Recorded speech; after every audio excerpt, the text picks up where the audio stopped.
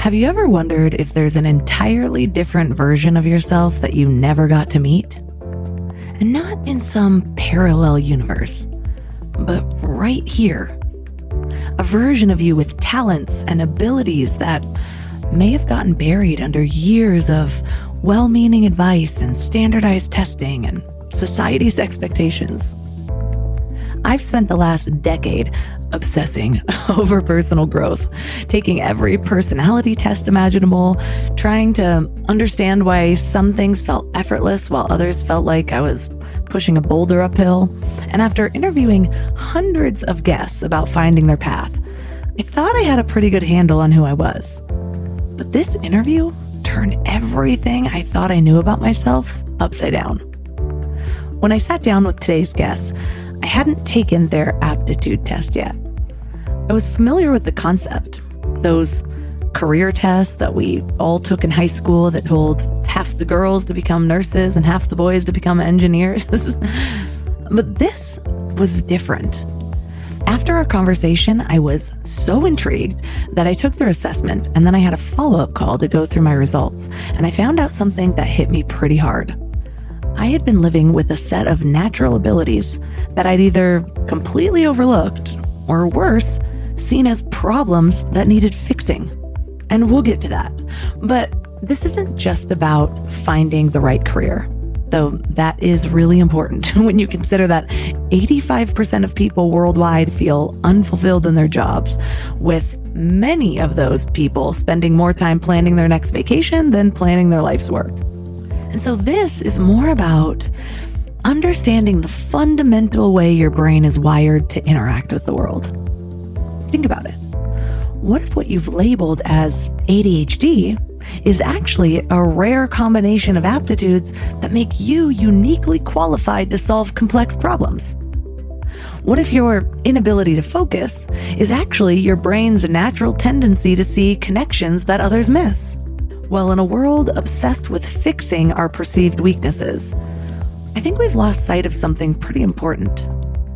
What if these weaknesses are actually signposts pointing to our hidden genius? Today, our guests are Betsy and Alexandra, co-authors of Your Hidden Genius. They're changing the way we understand human potential. They've helped millions of students and professionals discover their unique talents through a fresh approach to aptitude testing. And it's one that moves beyond all of the outdated ideas tied to gender and culture, or just our opinions about ourselves, or being a reflection of our programming. So their work is all about unlocking the brilliance that we all have within us. Today, we'll learn why traditional personality tests might be missing the most important part of who you are, how to identify your natural abilities, and why they're different from skills or interests, and the surprising connection between what you think are your biggest challenges and your unique genius. Also, if you're already intrigued about figuring out more about yourself and what you're here to do, that is exactly what we're doing in the Mind Love Collective this month. I'm also putting up the follow-up call that I mentioned exclusively within the collective. So go to mindlove.com/join to access the community, the full year of growth, and this podcast bonus. This show is sponsored by BetterHelp. You guys, workplace stress is killing us. 61% of people are dealing with stress levels that are way beyond normal. So if you're feeling it, you are not alone. I used to think I could just push through everything, work harder, sleep less, pretend I had it all figured out. But that approach nearly broke me. I am all about following your joy. If that voice in your head is telling you to make a change, listen to it. Maybe you are ready to quit your job. Maybe you do need to flip your whole life upside down. But either way, you need support and tools to navigate it well. And that's where therapy comes in. Modern therapy teaches you how to set boundaries without feeling guilty, how to manage anxiety before it spirals, how to make big moves from a place of strength instead of desperation. And BetterHelp has over 30,000 therapists and has helped 5 million people worldwide. And you can talk to someone from your couch. No waiting rooms, no awkward scheduling. Therapy gives you the clarity on whether that voice telling you to make a change is your intuition or just the Sunday scaries. But either way, you deserve support. As the largest online therapy provider in the world, BetterHelp can provide access to mental health professionals with a diverse variety of expertise. Unwind from work with BetterHelp.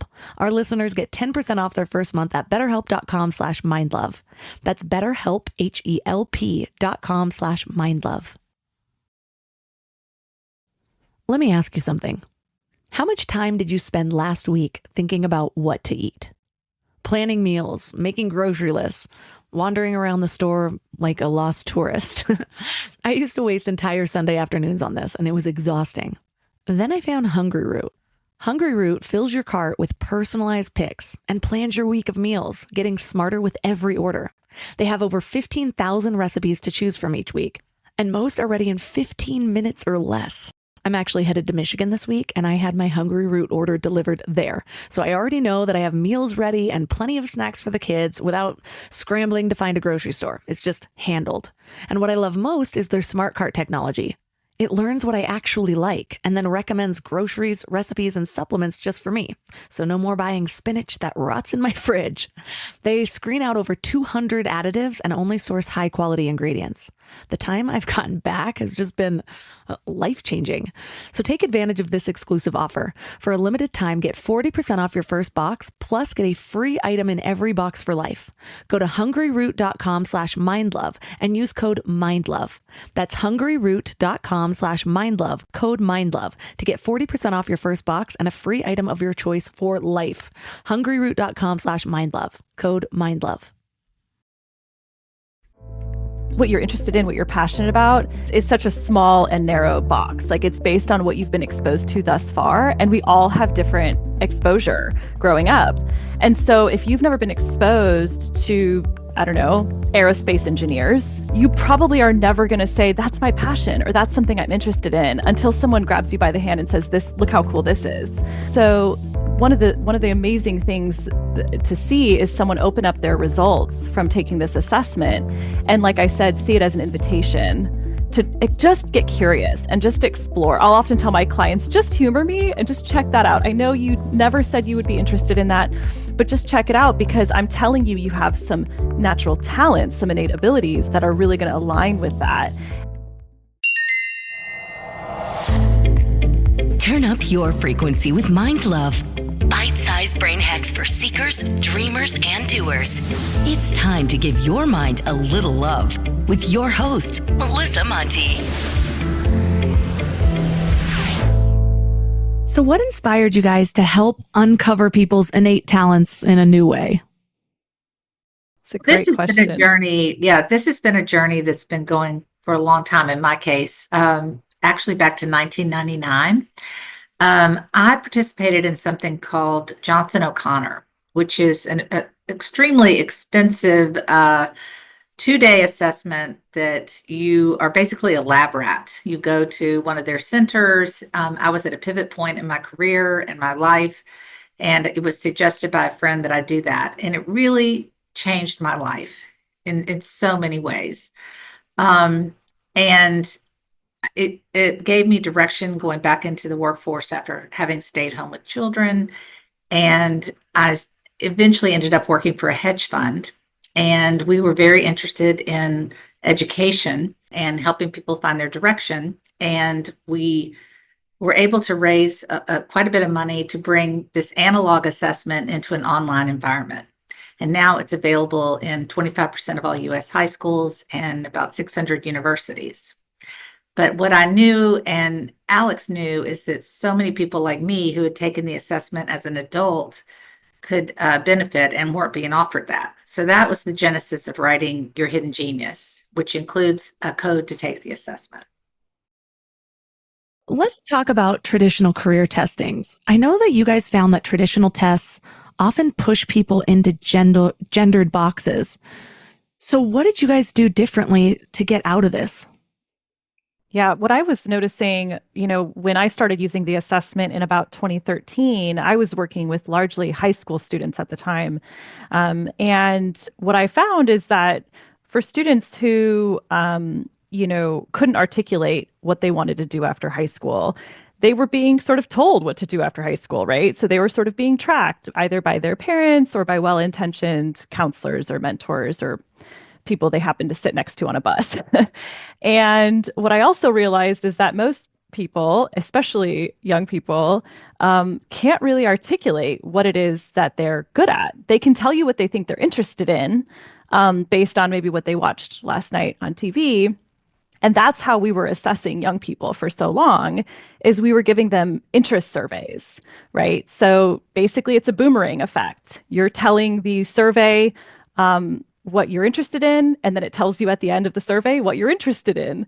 And so you end up just in this loop. And so getting to the gender bias, there's been a lot of fabulous research that's told us what we sort of always thought was happening anecdotally, which is that by and large, young women and even older women will self-report as being interested in certain careers. We might call those the helping careers, the helping professions, hugely important in our world today. But what they were neglecting to look at are their aptitudes, which in many cases were pointing to different fields, often fields like in science and technology and engineering. And so there was this huge gap, not a skills gap, but an exposure gap. Right. So it wasn't that they couldn't do the future careers that were indicated by the interest assessment, but it was all these things they were leaving on the table. And that is what the data started to show. When Science, the company that I spoke of earlier, which has now tested millions of people, had an enormous amount of data to start looking at how people were self-reporting their interest versus what we could see with their aptitudes, which were measured objectively using this assessment.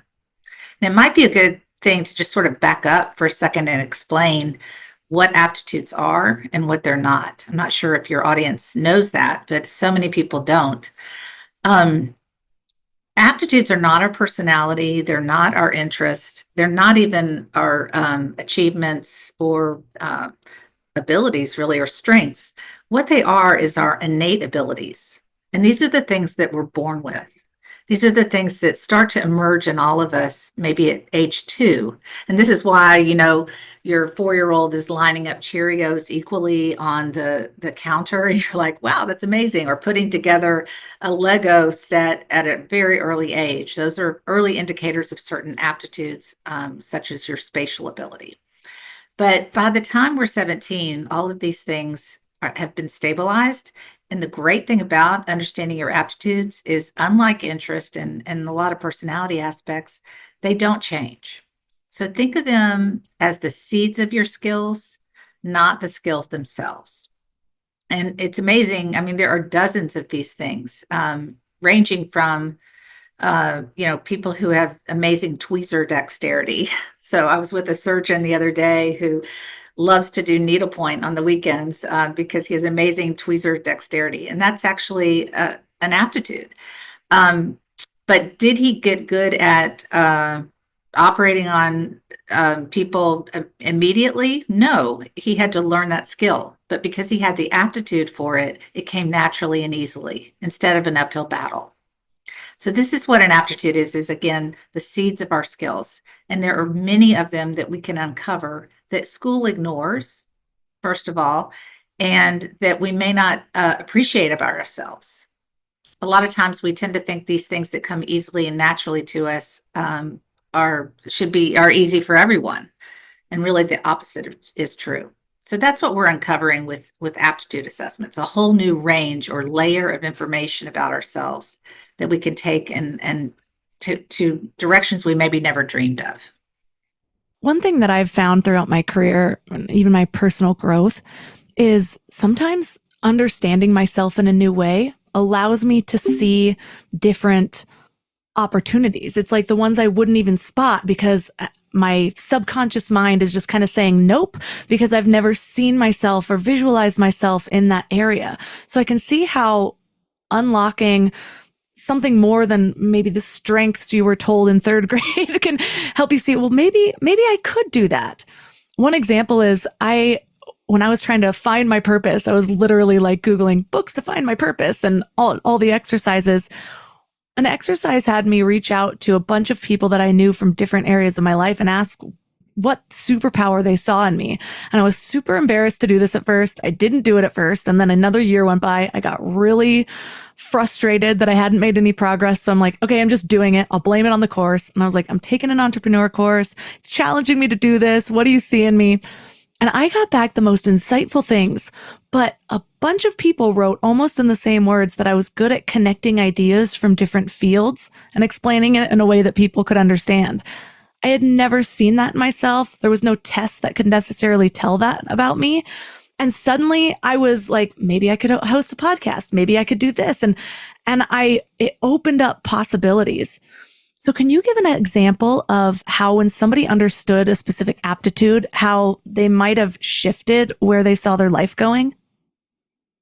I would love to say just personally, I took this assessment when I was 25, just starting out in my career. And there were a couple things, first of all, I never understood why I got really frustrated in like group brainstorming discussions. And I thought, man, I'm just impatient. There's something wrong with me. What is this? Why do I get so frustrated? I want to pull my hair out every time someone says, let's go back to the drawing board, or let's go back to where we started. And when I took the assessment, I recognized a couple of things. One is that I'm something called a concentrated focuser. So there's an idea generation assessment in the Youth Science assessment. And so there are some people who are like, they thrive in brainstorming discussions and they're like, how about this? What about this? Let's throw this at the wall and see what sticks. And their ideas flow rapidly and they flow like water. People like me, I might come up with one idea and I'm going to really hold it close to my chest and I'm going to covet it and I'm going to share it, reluctantly. And then if it gets, if it gets the thumbs down, I'm going to be crushed. I need to start all over, right? So, but I'm also an implementer.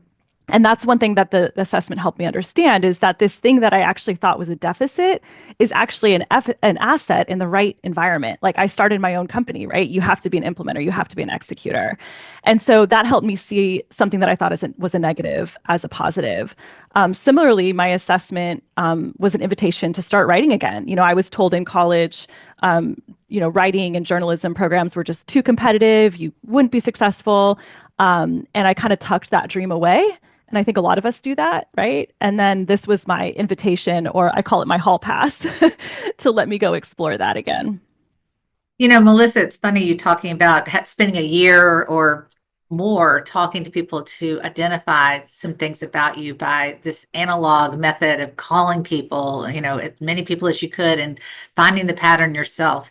And I think that's a great way to think about what this assessment is doing is it's streamlining that process. And there's so many other things you can learn about yourself also by taking it, not just that you're great at connecting people, but then it maps it to all of these jobs, not just podcasting, that you might apply that to in your life. And that's what's fascinating. I think of this as a career guidance 3.0. It's using data, your own data that's been objectively measured that you are contributing to the set to give you actual pathways. I always say it's like walking through a door rather than into a mirror.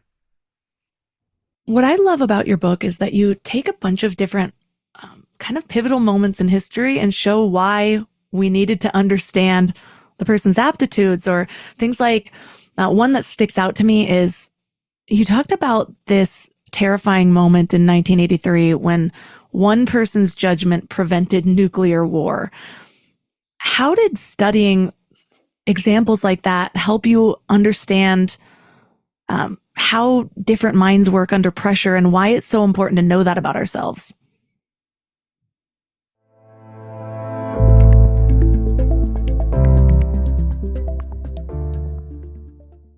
How did studying examples like that help you understand how different minds work under pressure and why it's so important to know that about ourselves? Yeah. I mean, actually, I think you might have this aptitude, Melissa, that what you're talking about is inductive reasoning. So the ability to make quick connections, even between disparate fields or disparate ideas, disconnected fields and ideas, to arrive at a conclusion under pressure And especially these people thrive when they don't have all the information.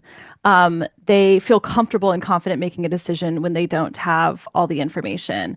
And so, what was really fun in writing this book is we got to go back and sort of mine these examples and these stories so that we weren't just, giving advice. We knew when we set to write this book, we didn't want to be just giving advice. So we let the other people give their advice, and through story and through interviews, we did that. Yeah, I'll let Betsy go into that particular example. That was a fun one. Well, I mean, again, that story is truly a Russian who prevented nuclear war because he was comfortable asking questions under time pressure and making the decision and stopping the bombs from being launched, I guess, from Russia, because he had pieces of information that weren't true. But there's so many examples where in the book of people who are sort of living in their aptitude pattern. And I think that's what helps us relate to what our possibilities might be. Just recently, I was having a conversation with a friend, and we're both really into holistic wellness. And so we're always sharing information, basically. And then there's a few things that'll come up, and it's not like we necessarily butt heads, but why we want to understand it is coming from different places. And so I'll kind of figure out something new, and she's like, I don't know, that information stresses me out. And I'm like, how? Not having that information stresses me out. And then I did some other assessment, my Enneagram, and it happened to bring up that my Enneagram really needs to understand the model of how things work. So that, and that makes a lot of sense to me, because a lot of times understanding the model here, I'll think about it over here, and I'm like, hold on, but it works over there. How do I apply it here? And that's just how my brain is always working. And so sometimes it's even more than what I'm going to do with my life. When you understand a new piece of information about myself, sometimes it helps me let it go and like, okay, you know what? I'm not going to talk to her about this. I'm going to talk to this guy because he wants to know the model. And so I can see how understanding these things also, whether you're an employer or an employee, and you're trying to figure out who fits where and who would be complementary team members, who might rub each other the wrong way. There's just so many different things that knowing how you work, how your mind works, and why it works that way can help you navigate different situations with a little more grace, if that makes sense. Yeah, we talk about this all the time, Melissa, that self-awareness is great, but that's really not the end of the line. For us, we're hoping that, people will read this book and through their own self-awareness, develop greater empathy for those around them. Betsy always likes to say that you just don't see people as flawed versions of yourself. And certainly when I look at my team, I mentioned earlier that I'm a concentrated focuser. I like idea people. I want to work with people whose ideas flow like water, because mine don't always do that. And so you can look at how your team members complement you. You look at your spouse in a new way. You look at your children in a new way. So yeah, absolutely. Empathy is the goal, right? And better understanding of others. And I'm glad you mentioned, working on a team, because that's a perfect example of what we were discussing earlier about inductive reasoning. So if you think about any one of these aptitudes, think of them as a continuum. And I hate using the term high, medium, low, but it is a continuum of more of something and less of something. But more of something isn't necessarily good, and less of something isn't necessarily bad. So I always say I have extremely high idea rate, which is what Alex and I, we worked together on this book. And I was always like, we could write it this way. We could say this, we could say that. And I'm sure I drove her crazy. But people who have that tend to love different activities and do well at them, like public speaking, writing, journalism, marketing, sales of many kinds. But you wouldn't want your pilot or your surgeon actually to have that. So oftentimes just understanding where you fall on this continuum can be the magic that unlocks your opportunity. So again, those points of discovery, I think of it as a soundboard. If you're thinking of making music, you're going to have certain sounds that you want to be more intense and others that are less. That's really how these things work. They work independently and in combination. Yeah, it's almost like, you were mentioning the Russian Colonel Stanislav Petrov. That's quick decision making under pressure. You don't necessarily always want that. It may not always be helpful in certain careers. Like we talked to someone who does event planning, and I actually assumed, Melissa, that this person would have this aptitude inductive reasoning, that they need to make quick decisions under pressure and feel comfortable doing that. But actually, the opposite is true sometimes. If you're planning the Thanksgiving Day parade, you want to have backup plans for your backup plans for your backup plans. You want everything to be so well rehearsed. You have an 18-month runway to make sure everything goes off without a hitch, and that you have a backup Santa Claus in case the one who you've enrolled breaks an ankle, right? So that's the kind of planning we call fact checking, actually, that makes that person so successful at their job. I'm reminded of starting my business. For a long time, getting to the point of trusting myself to do that was really difficult because I started to realize how many projects after college I had just lost. After the big idea, after I was super excited, after I did 80% of the way, and then I'm just like, okay, enough. And I really developed a belief that I wasn't the type of person that follows through on things. And then I started to understand that I am an ideas person. And so to have somebody to outsource to for those final little details is really helpful. But I couldn't see that because I also saw myself as a details person, because I can be, because of all the ideas. But then sitting there and actually like pecking away at it was just really, really hard. And the truth is, in the beginning, I didn't have the money to outsource, but just the understanding of, okay, this is why this is hard. This is why I'm going to have to sit here and it's not going to feel good. It doesn't mean that I'm not meant for this. It means that I have to get really excited about the point that, that I can get to of being able to outsource. And so there's so many things, especially in today's world, because so many people are starting their own businesses. So many of us, our primary entertainment these days is like an onslaught of social media influencers. And then people think, well, I can do that. And they're not thinking about all of the little pieces that go into it. And this reminds me of something that you talk about where you say that following your passion isn't always great advice. So can you go deeper into that? Okay, I will start because I think it's terrible advice, honestly, because what you want is to bring passion to your work. And what's motivating is to know you're doing things that are in flow with your aptitudes. It's extremely motivating to find out, okay, you have high idea rate, right? And then to know that there's going to be an Achilles heel to this, and I need to make sure that I'm around other people who can help me implement those ideas, or that I approach it with that in mind, like you said. So just following your passion is way too vague. And what it's done is it's given a whole generation of people this false sense of that anything is possible. And the truth is anything is possible if you have the right set of aptitudes to bring to it. But why would you, find yourself in this sort of vague area of darting around in the dark to just try to figure it out, instead of having the information that's truly you and going forward with confidence? And I would just add to that, what you're interested in, what you're passionate about is is such a small and narrow box. Like, it's based on what you've been exposed to thus far, and we all have different exposure growing up.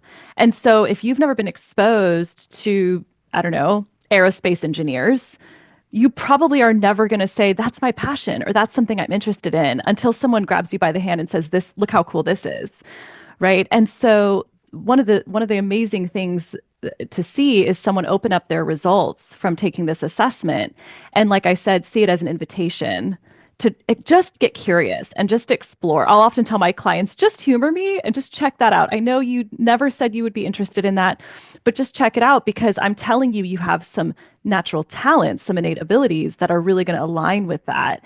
And it's just an invitation to explore. If I would have followed my passion, I would have done something in yoga. It's been like the longest hobby that I've had. I've been doing it about 17 years. And I'm so glad I didn't have the understanding that I would have gotten from this assessment. However, because I was stuck in the over planning for so long, I did get these little things like, well, what are my strengths? And I think that's why the aptitudes is so important, because it is what you're strong in. And I think there's this big part of really finding alignment with something that you feel meant for. When you're doing it, you feel meant for. And yes, I love doing yoga. And when I'm doing yoga, I feel like I'm free and I feel expansive, but I don't necessarily feel like this is my gift to give to the world. Like there's something within me that I'm giving. And people really underestimate the power of giving. I think that is the core of when we feel happiest in our lives, is when we're able to give from a place that feels unique to us. 100%. My mom is a chef. That is her gift. I love cooking, but it's not necessarily what I want to be spending my time doing professionally. Exactly. Yeah, there's a difference between what we love doing, the avocations that fill our days and bring us joy, versus, the vocation. Absolutely.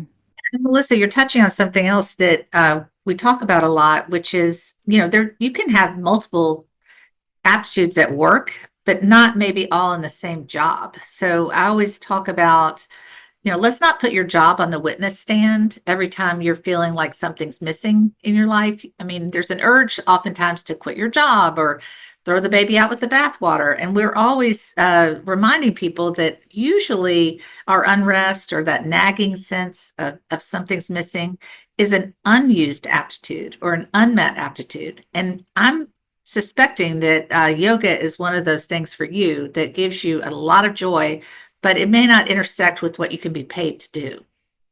And so doing both is really important to living a full life.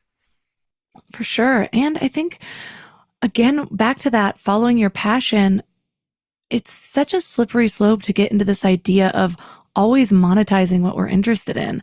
What if we save some things for just our joy, for just our pleasure?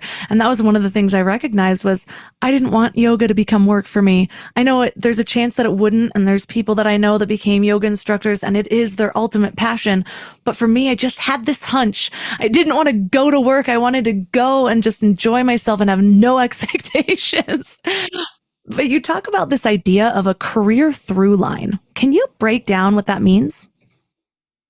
Yeah, so we talk about career or aptitudes, as Betsy said, as unchanging, starting at about the age of 17, and they're stable and they're reliable. And so we started to really see these as a compass, or in acting terms, a through line. And so, an incredible actor will sort of look at their character and not just look at the character they're portraying in that episode of the show, for example, but they'll think about the big picture arc or through line of that character and hold that big picture in mind when they're portraying that character in the 30-minute episode.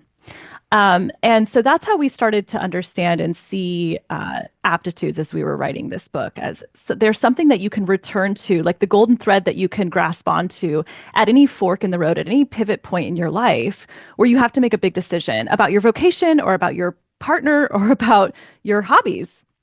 That your through line of aptitudes can kind of guide you and help you make smarter decisions, and decisions that are going to really be a fit for what you bring and what the gifts that you bring.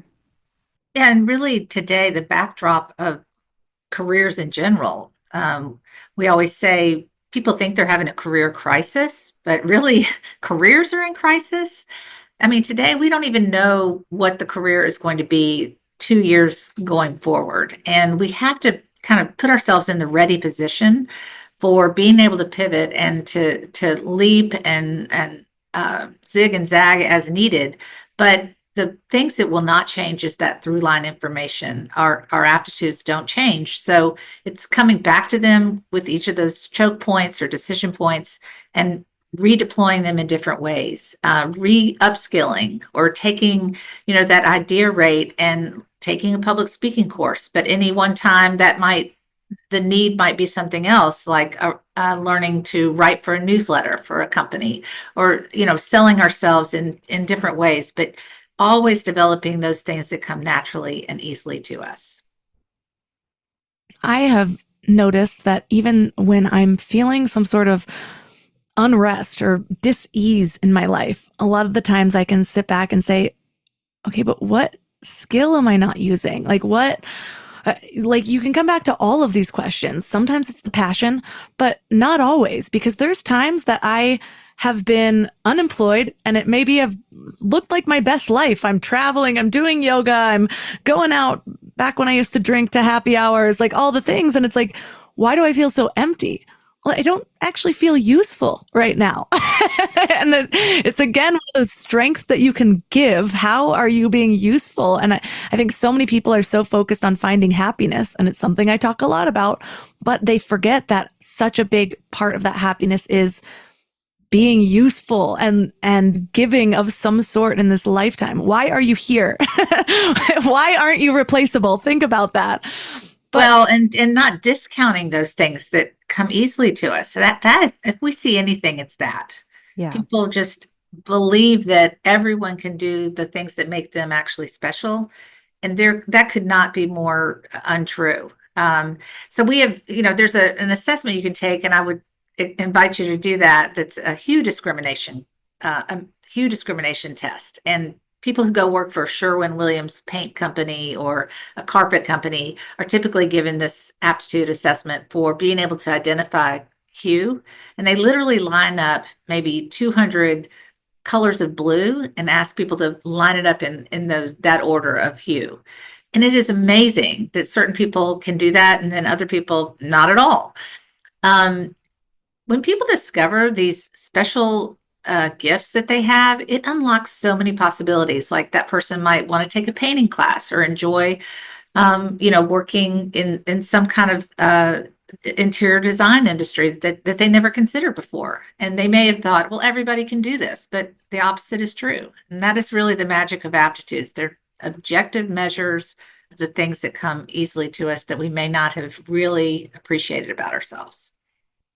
Yeah, so often people will take the assessment and say, I don't get it. Was that one exercise difficult for some people? That was so easy for me. And I'll say, yes, believe it or not, that is difficult for some people. And you're absolutely right. That gets overlooked all the time. And they think, oh, well, what was the big deal? And we're not leaning into those things because we take them for granted.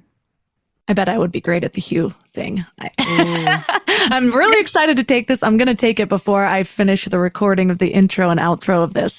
Yes. I think it's so important because I have noticed I was an only child. And so I kind of got my parents' attention, even though they were divorced. Maybe I got even more attention because of that. And so there was a lot of downsides to being an only child of divorced parents. However, the upside was that I really did believe that I could do anything. And one thing my husband and I have talked about, because he comes from a family, he's got like 8 siblings, and lots and lots of love in that family. Their parents are still together. So many benefits of that. And also there was this thread we saw of each kid kind of trying to carve their line in the family. Like, well, I'm the creative one, or I'm the athletic one. And so other areas got neglected. Whereas I was like, I'm going to do this too. And this and that. And let's do all the things. And so if that can give somebody so much self-esteem in either way, then imagine what understanding the specifics of, yes, you can do anything, and look how good you are at this, and look how special you are in this area, and look how keen your eye is in uncovering hues. So what are some of the other aptitudes that surprise people? Because a lot of times we're thinking, okay, I'm good with people, or I'm good with communication, or I'm good at writing.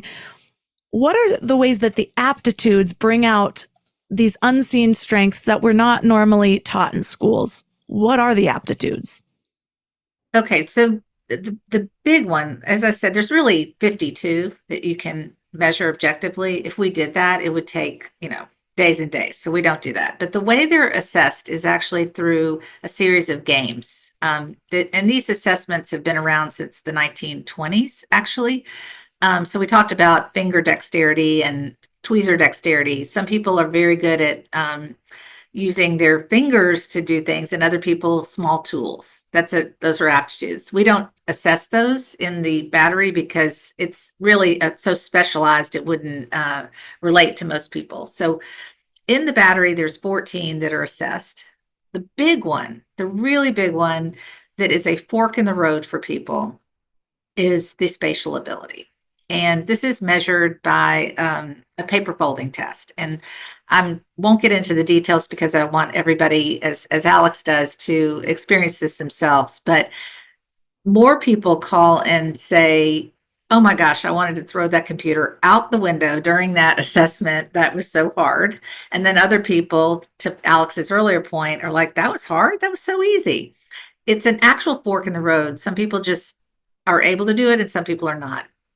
But what that means is when you do have it, it's actually an itch that needs to be scratched.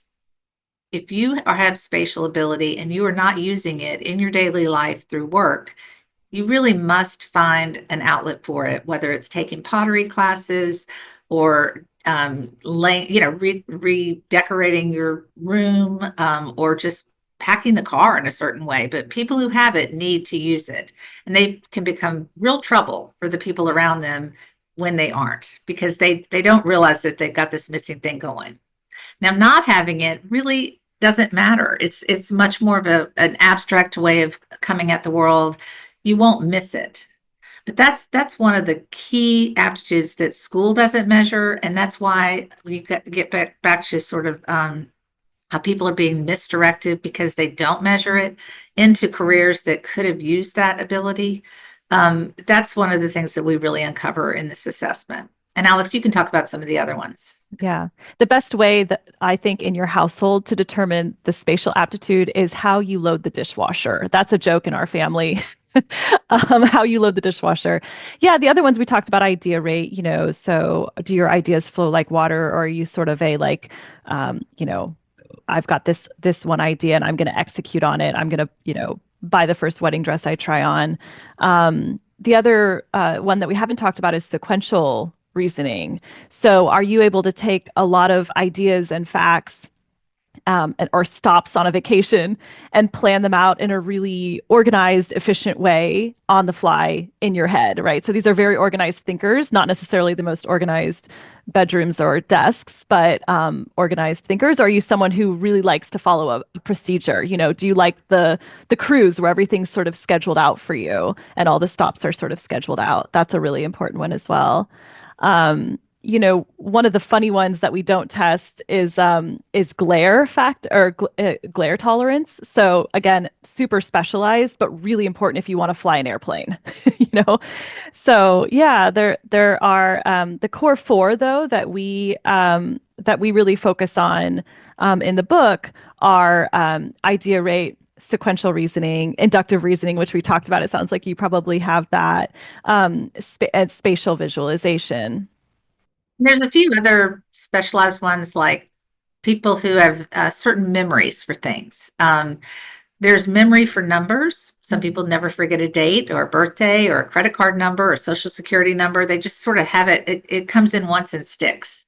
Yet they may not be able to remember your name. That's a different type of memory. And so that's what we call associative memory, which is rote memorization.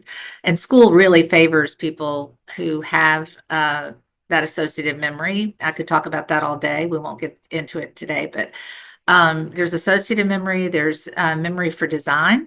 Some people can remember certain patterns. They never forget a fabric pattern that they've seen before, or a detail in molding. So all three of these are actually separate types of aptitudes. Another set that we don't assess, but you can have assessed, are the musical aptitudes.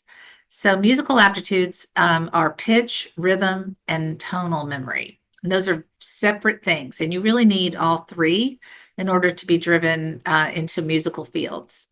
My husband has one of those three. He's not musical, but he does have perfect pitch.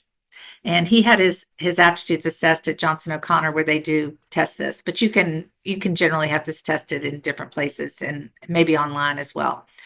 But pitch discrimination is your ability to discern really fine differences in things. So that sound isn't right is one thing that we all know, but also that doesn't taste right. My collar itches. There's a piece of lint on your shoulder. That wall is crooked. These are all things that people with perfect pitch tend to see first and foremost. And in our life, this became a real issue. So I keep a very clean household, and but I'm a 98 percenter. So at night, after I've had that glass of wine, I'll leave it by the sink. And he would come in and say, Betsy, why is the house so messy? And be staring at that wine glass the next morning, even though everything else was spotless.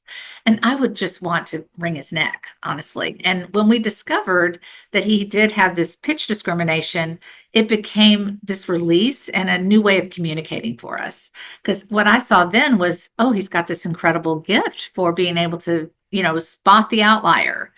And fortunately, he is in a job that really takes advantage of that. He's a high-end restoration contractor, and man, can he make a punch list. That wine glass example just reminds me of my mom. And what that reminds me of is, so a number of these things I am seeing through other labels that I've been given in my life, like ADHD, or I relate to having sensory issues. And then some of the things that you're naming, it's flipped on its head to a strength instead. And so, for example, like my nightmare is being outside on a windy day in too many layers with lip gloss on and my hair is like hitting my face like that. I want to explode. And so then now having toddlers and somebody's pulling at me and then there's like, I don't know, something in the air, like all the little things. And it's funny because now my kids, they're both so intense with sensory issues. The amount of times that I have to fix my 1-year-old sock because he's like, sock's hurting. And I'm like, you mean it's just not comfortable because it's like sliding down a 0.5 millimeter? And so it makes me wonder, how many of these things are we diagnosing?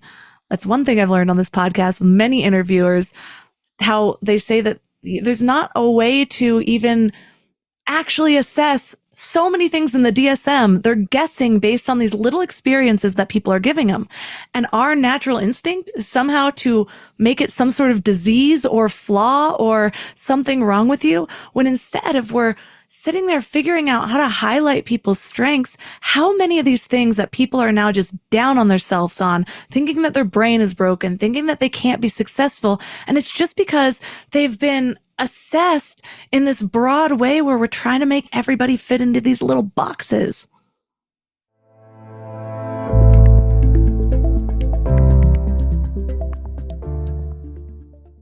Oh, that's such a good point. I think so, assessment is a dirty word to some people because it's always led to revealing deficits rather than assets. And so we always focus on the assets that are being revealed through this. A great example is she's in her 20s now, but a previous student of mine who had dyslexia, and all throughout high school, every test, every assessment said, you can't do this, you can't do that, you're behind grade level here, you're behind here, and you can't write, you can't read.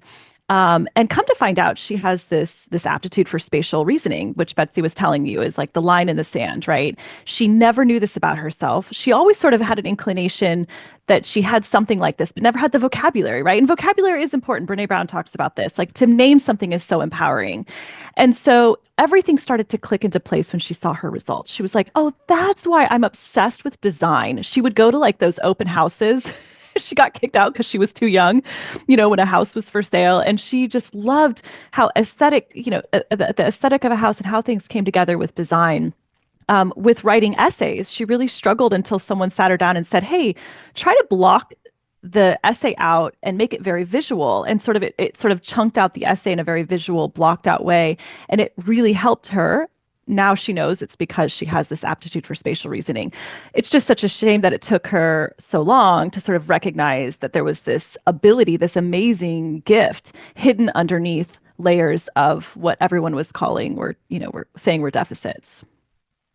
I think we should just touch on why this is that we don't know these things. If you think about school, and I don't know how old your children are, Melissa, but really kindergarten through third grade are built on basically two aptitudes, which are that associative memory aptitude, memory for facts, figures, recall, rote memorization, because we have to. I mean, you have to memorize your ABCs, you have to memorize your multiplication tables. There's just a lot of building blocks that you'll use later in school that require memorization. And so it's no fault of anybody's, but and hopefully we're getting much more into personalized learning and can figure out how to unlock those keys for people at a younger age. But the truth is, by third grade, so many people are so discouraged and they sort of put themselves in categories of I'm smart, I'm not smart. And it's so limiting, but it really is because we celebrate really two out of these 52 aptitudes so young and lose people's motivation and interest because just of that very, you know, fact that we have to memorize things in those grade levels. But then you get into, you think about your seventh and eighth grade years or high school, and you get into much more complex types of things that are drawn upon, like inductive reasoning, like sequential reasoning. And these are the aptitudes that are also, you know, measured in the battery. But school rarely looks at spatial ability.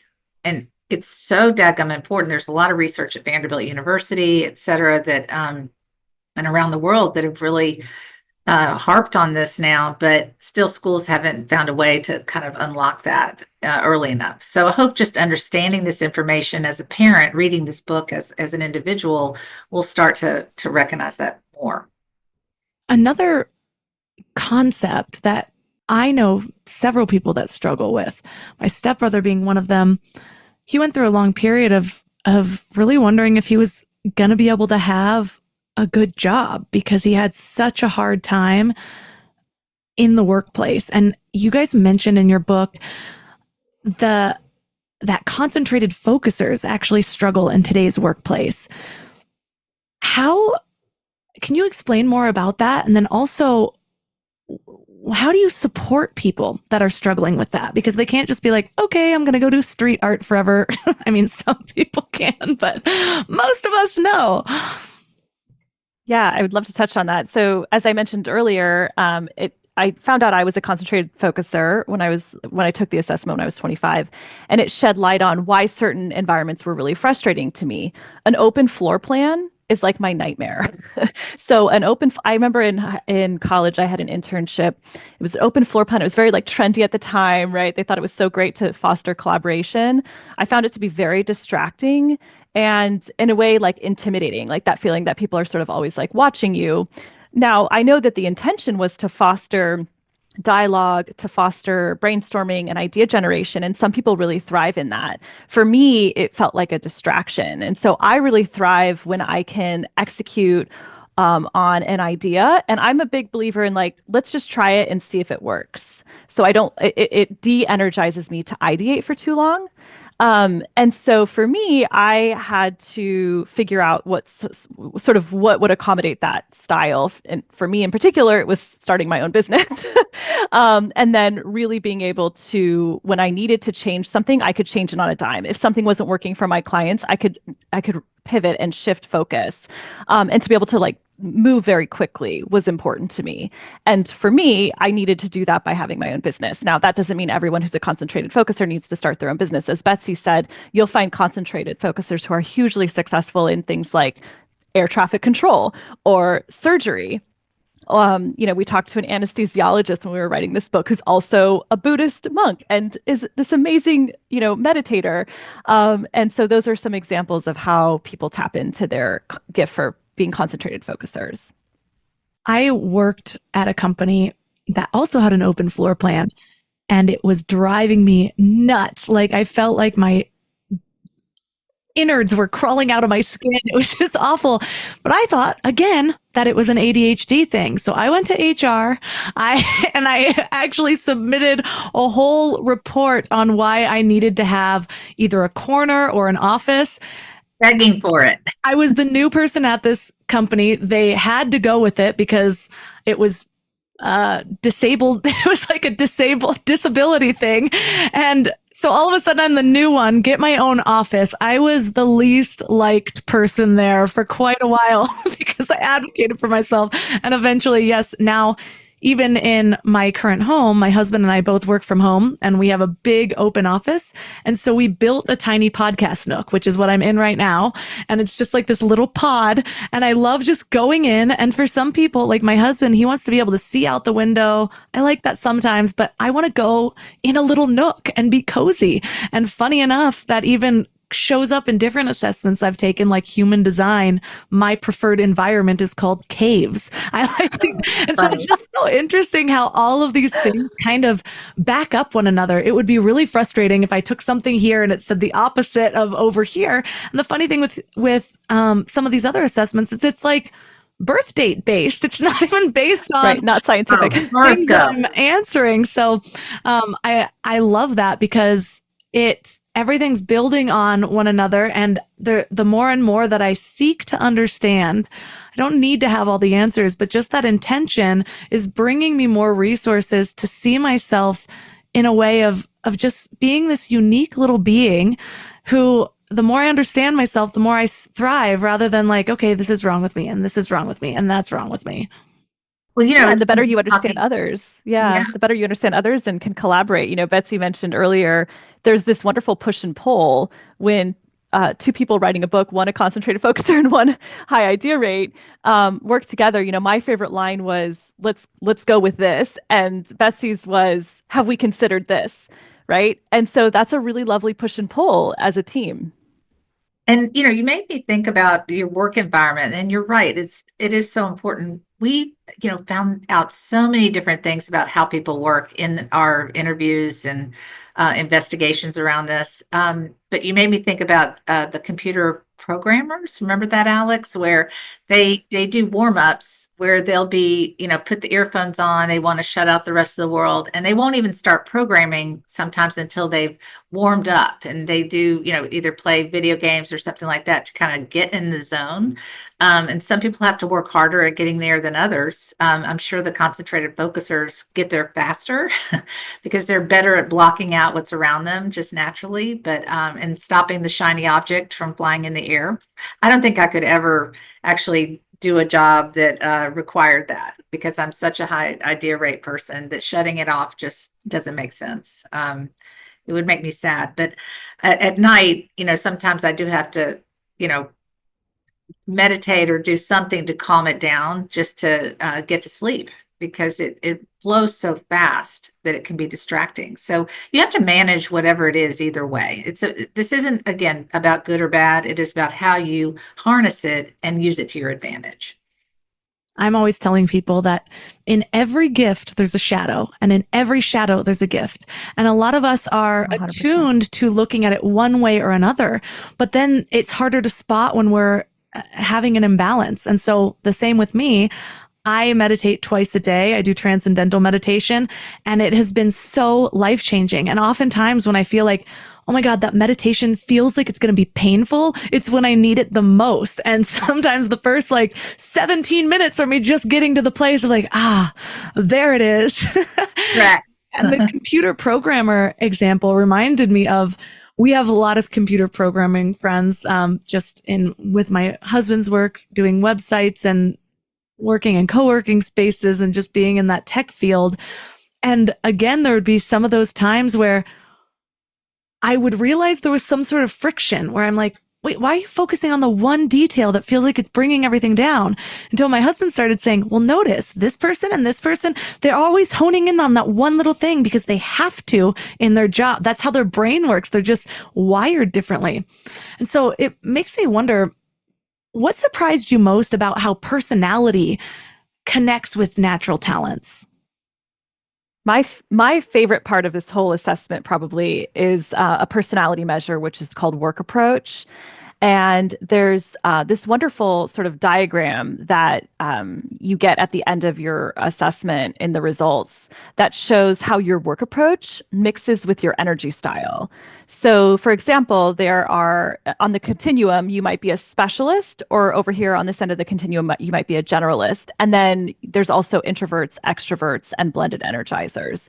So without getting into too much detail, what that part of the assessment reveals to us, that personality measure, that tells us, are you a generalist, the kind of person who can kind of say a little bit about every news headline that you see in the grocery store?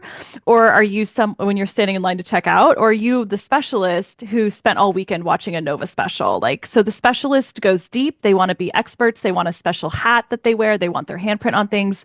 The generalist is the consummate jack of all trades, the manager.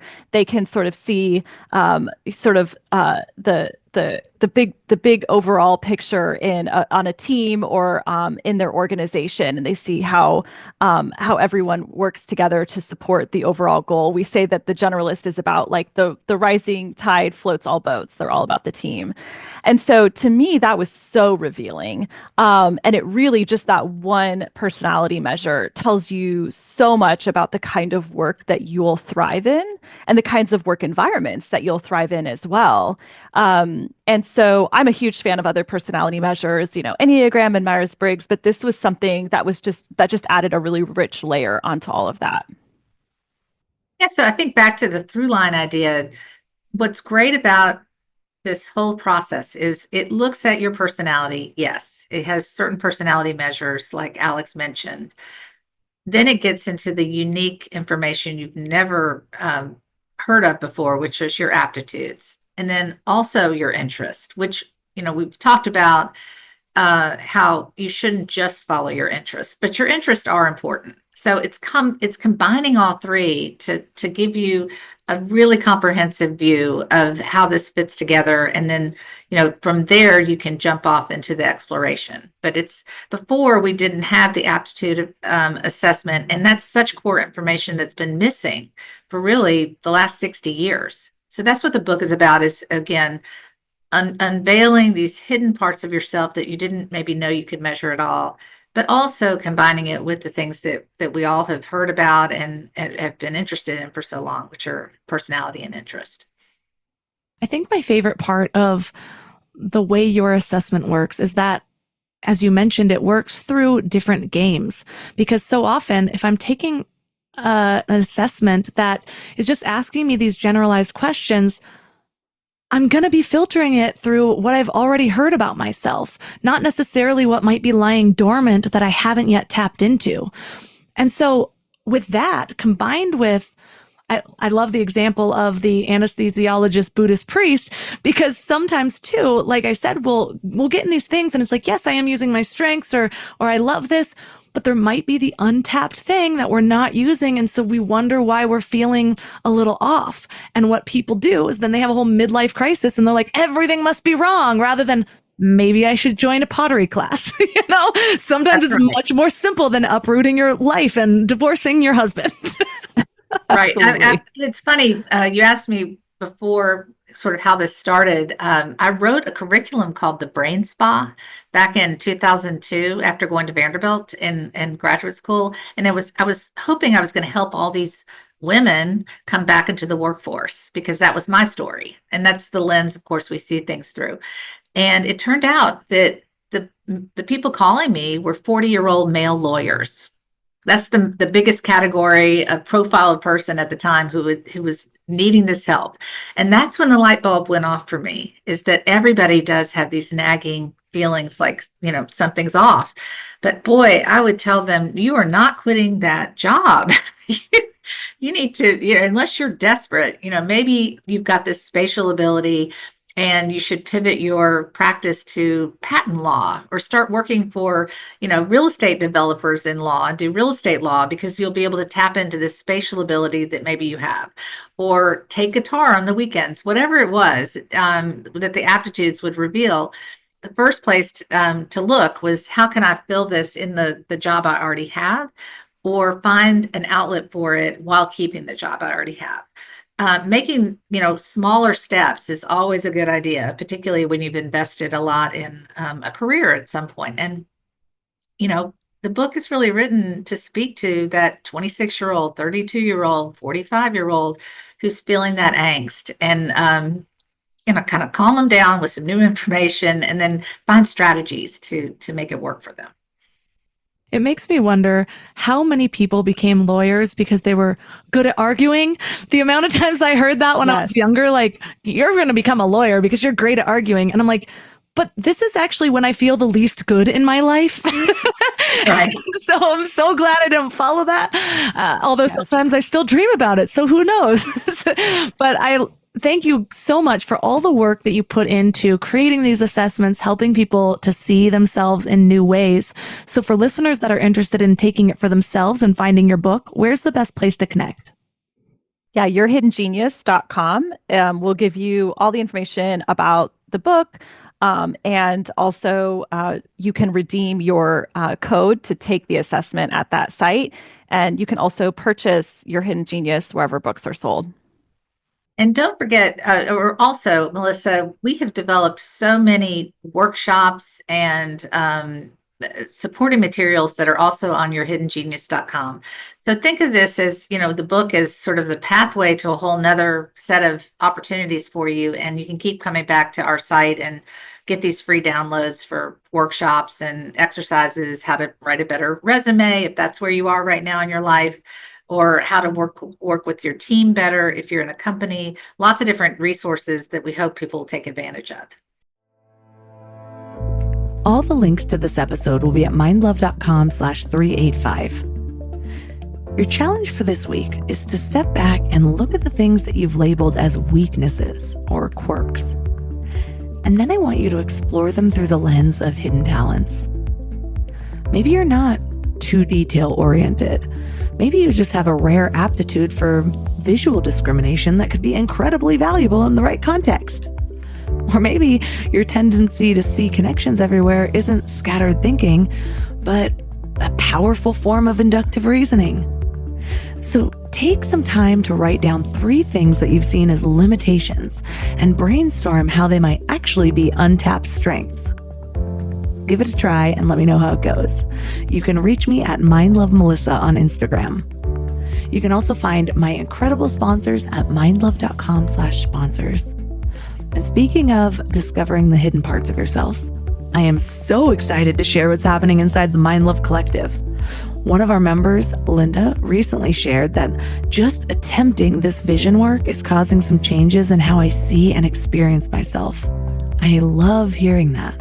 But also, even if you've done vision work before, I have some extra special surprises in there for you. I actually hand-built some tools that will show you a side of yourself I can guarantee no course or program has ever done. Plus, that follow-up call I mentioned where we went deeper into these aptitudes, that's available exclusively inside the collective. So go to mindlove.com/join before the price goes up. And if you want more mindset shifts and morning inspiration, sign up for the Morning Mind Love at mindlove.com or text the word morning to 33777. Thanks for giving your mind a little love today, and I'll see you next week. Thanks for tuning into Your Higher Frequency with Mind Love. Head to mindlove.com for a free gift to keep your vibes up until next week.